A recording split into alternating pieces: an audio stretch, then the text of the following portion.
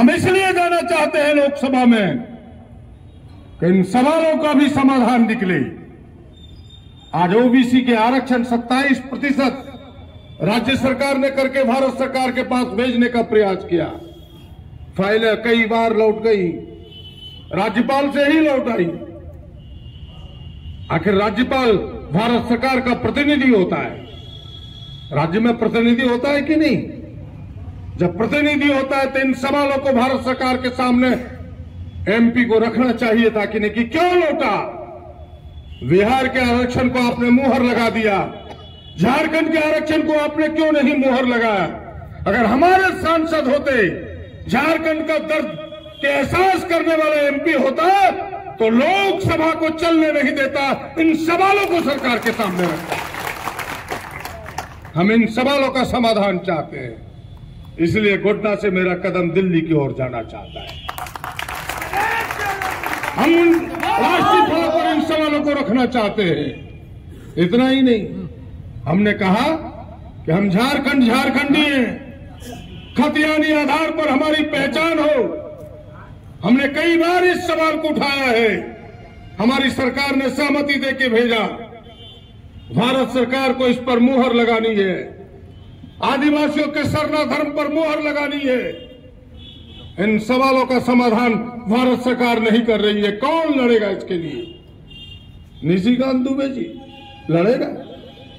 नहीं लड़ेगा। उसको क्या यहाँ का दर्द है?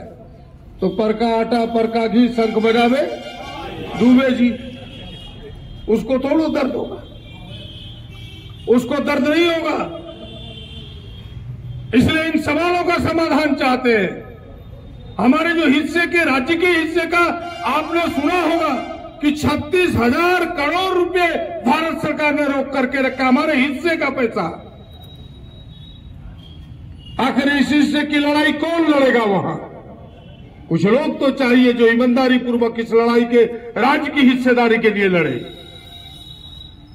इन सवालों का समाधान हम चाहते हैं, इसलिए राज्य को हिस्सेदारी मिले, राज्य के लोगों को हिस्सेदारी मिले, राज्य के नौजवानों को हिस्सेदारी मिले।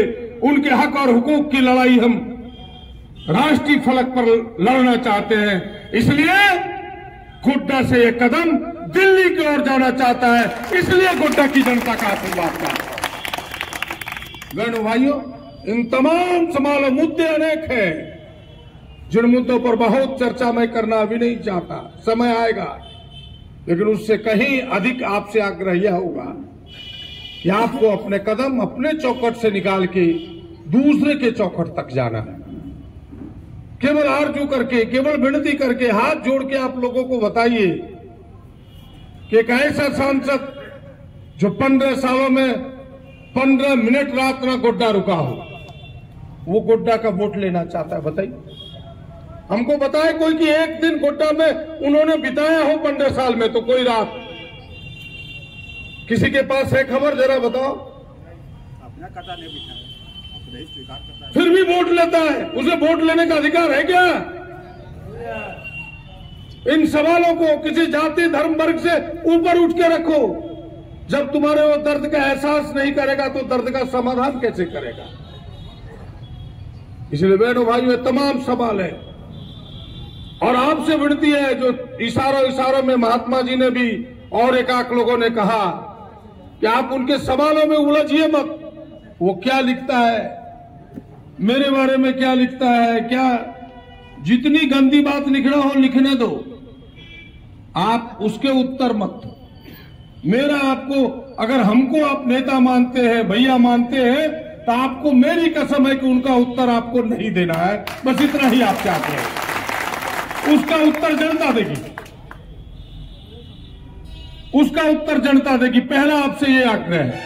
और दूसरा आग्रह कि चुनाव भर हमारे कार्यकर्ता से मेरा आग्रह है कि प्रदीप जिंदाबाद का नारा नहीं लगाना है आपको। इससे वोट नहीं बढ़ता है, इससे वोट नहीं बढ़ता है। आपको नारा लगाना है इंडिया गठबंधन जिंदाबाद, राहुल गांधी जिंदाबाद, सोनिया गांधी जिंदाबाद, हेमंत सोरेन जिंदाबाद, कई नेता हैं, लालू प्रसाद यादव जिंदाबाद, कई लोग हैं, दीपांकर भट्टाचार्य जिंदाबाद, कई बड़े बड़े नेता हैं।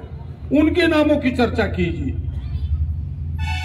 इसका जिंदाबाद अपने हो जाएगा जिस दिन आपकी मेहनत रंग लाएगा और 4 जून को जब यहां से हाथ छाप ऊपर उठेगा, आपका प्रदीप भैया जिंदाबाद अपने आप हो जाएगा। लेकिन चुनाव भर यह जिंदाबाद आपकी मुंह से नहीं हो। अगर जनता किसी गांव में हम जाएं और जिंदाबाद करेगा तो मेरा उत्साह बढ़ेगा, लेकिन स्वयं आप करते हैं तो हमें वो न तो प्रिय लगता है, न तो दूसरे को सुनने में भी प्रिय लगता है, जो मेरा एहसास है और हमने सही एहसास किया है। इसलिए आपसे विनती होगा कि मेरे नाम का जिंदाबाद नहीं होना चाहिए। कुछ लोगों को अच्छा लगता है, कुछ लोगों को खराब भी लगता है, अपने नेता खाली जिंदाबाद करिए, इसलिए आप मत कीजिए जिंदाबाद। बहुत जिंदाबाद करना है तो हाथ छाप जिंदाबाद कीजिए, कम से कम आपके सिंबल का प्रचार होगा। मेरे नाम का दिया घर घर में जानता है लोग कि प्रदीप भैया खड़ा हो रहे, प्रदीप भैया जाने चाहिए, इसलिए आपके कहने से क्या। हाँ, वो अगर जा रहे गांव में, वो स्वयं कह रहे हैं अगर प्रदीप यादव जिंदाबाद, तो फिर अच्छा लगेगा। आप मत कहिए। ये दो मेरा आग्रह है। और तीसरा कि आपस में आप लोग कई ग्रुप बनाए हैं, व्हाट्सएप ग्रुप, कौन कौन ग्रुप है, कांग्रेस समिति, तो जिला समिति, तो प्रदीप यादव जिताओ, क्या क्या आप लोग बना के रखे हैं। मैं केवल देखता हूं 90% लोग सही ही लिखते हैं, लेकिन एक आध दिन आप लोग एकदम झोंक लगा देते हैं, जैसे सड़क पर वो जो भुगता है उसके तरह। अब उसका नाम नहीं लेना चाहते, वैसे झोंक लगा देते लिखने में। वैसा मत कीजिए, उससे आपकी बड़कपन नहीं, आपस में ही आपकी दूरी बढ़ती है। उसको बंद कीजिए, कुछ अच्छी चीजों को डालिए जो लोगों को प्रिय लगे, जो लोगों को बेहतर लगे। नहीं कुछ हो तो भाई जो ये 5 न्याय के 25 गारंटी है, उसके कुछ सवालों को डाक दीजिए। कुछ माले के भी चीजें अच्छी अच्छी आई है। कल मैं दीपांकर भट्टाचार्य के भाषण को सुन रहा था,